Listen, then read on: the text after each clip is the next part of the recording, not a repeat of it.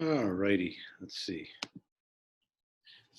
Okay, so I just started that whole process of finding the y-intercept, rate of change, vertex, roots, going backwards, and saying that I think you can do all of that in 60 seconds, maybe a month ago. And so my explanations, I don't think are succinct. So I'm going to try to do a little better job with this video to just take folks through the process slowly, a chance to digest the concepts. I think there's some wonderful pre-calculus work in this process. And that's what a pre-calculus course should be about, get you ready for calculus. Not that everybody has to take calculus. Statistics is a great course as well. But I want to take folks through the process slowly. Then we'll do a random problem together. You can pause the video. I'm going to do it because I'm curious. I'm going to look at the clock and I'm going to say, can I do this in 60 seconds or less? Gonna find out. All right. So I'm doing it a little differently now than I did a month ago. I'm not drawing the y-axis anymore. I am just saying cup shape up. We talked about that in class. Boy, these are hard to open up sometimes. So I know I have a cup shape up. And I know that I'm on the decreasing side, and I'll show you why in a second from a pre-calculus standpoint. And so 0.17 is the y-intercept. And I know I'm going down at 30 to 1 at this instant.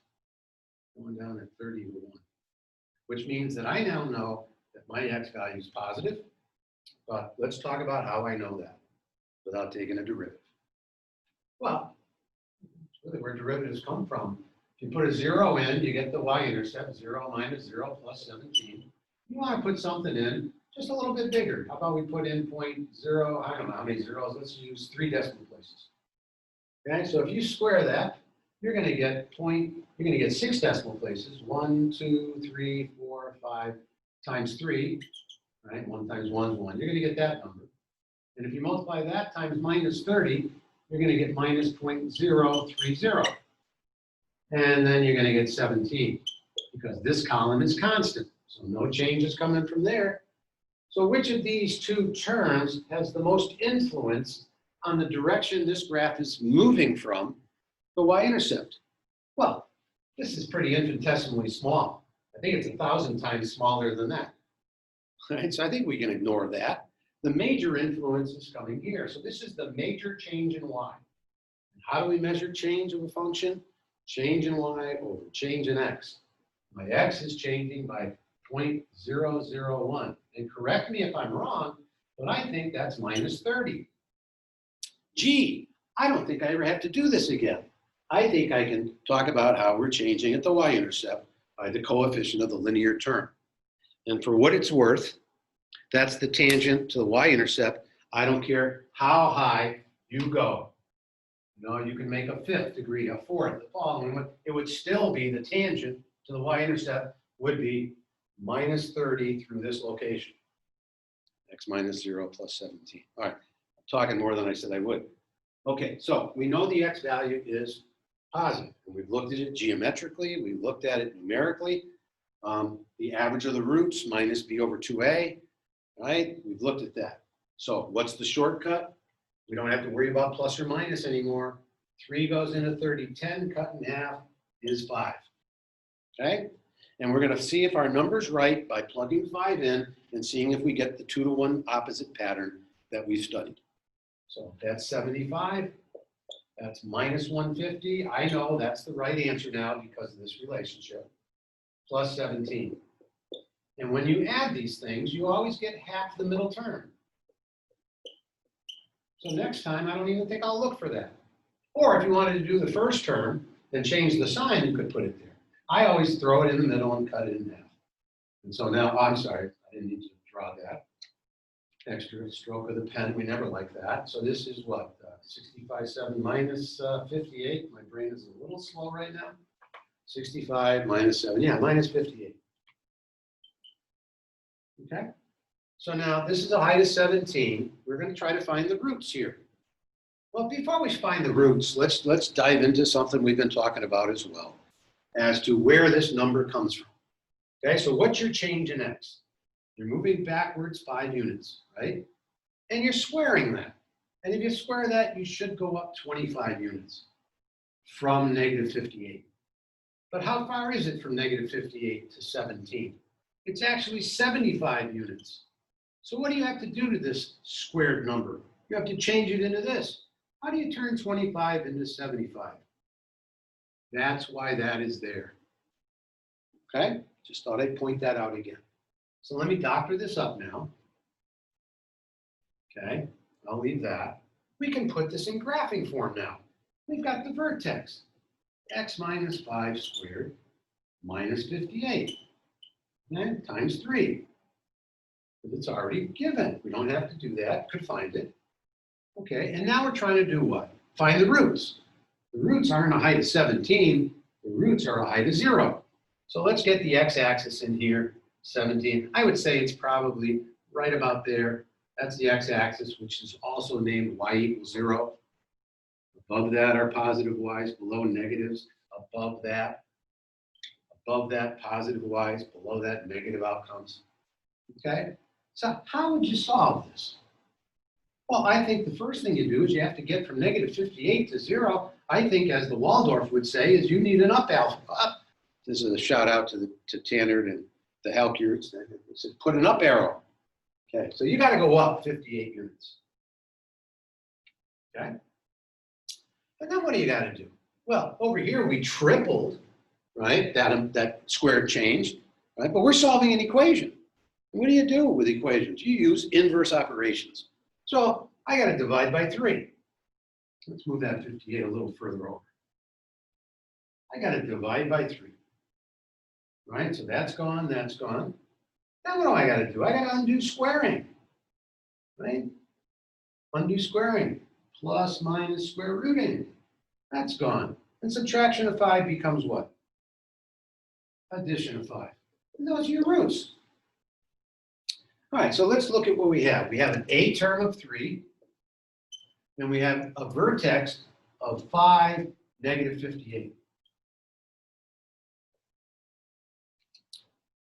You know, I think if I get the vertex in the A term and I know what I'm doing, I'm just going to write my answers from now on. Okay? What is 58 divided by 3? It's pretty close to 60 divided by 3, which is close to the square root of 20.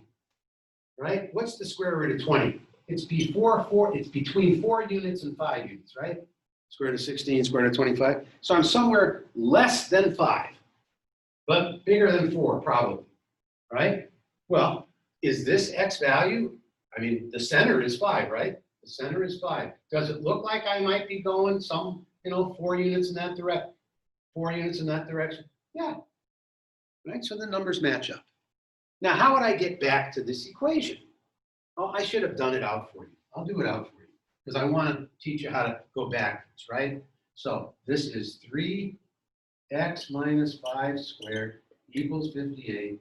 So this is x minus 5 squared equals 58 divided by 3. This is x minus 5 equals, I'm going to do just the last line here, okay? Because I'm running out of room.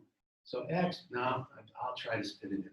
So x minus 5 equals plus minus, Morty. Vicky, I need you. Plus minus the square root of 58 over 3.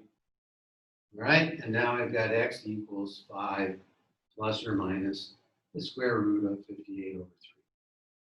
And that's the answer to a quadratic. And on tests, I'm going to give you the answer to a quadratic, and I'm going to ask you to find the equation.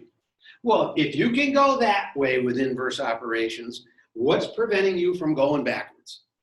What's preventing you from moving the 5 to the other side and isolating that? What's preventing us from squaring both sides? What's preventing us from multiplying by 3? And then subtracting 58. Okay? We're going to put this all together now in a new problem, and I'm going to do it. I'm curious. I want to see if I come under 60 seconds, right? Because I'm practicing. Effortless effort takes effort. So I'm going to put the effort in so that the rest of my career, which is not much longer, I don't have to work. All right. So I'm erasing. Hope I didn't forget to say anything in that problem. Hope not. All right. Because I really feel like I'm, butchering some of those other videos. So I'm trying to be more succinct, one of our words of the day. All right, so let's look at, how about we do y equals 2x squared minus 12x plus 7. All right? I'm starting to lose the marker here. Oh boy. All right, so what you're gonna pause the video. You're gonna take more time because I've done it more than you.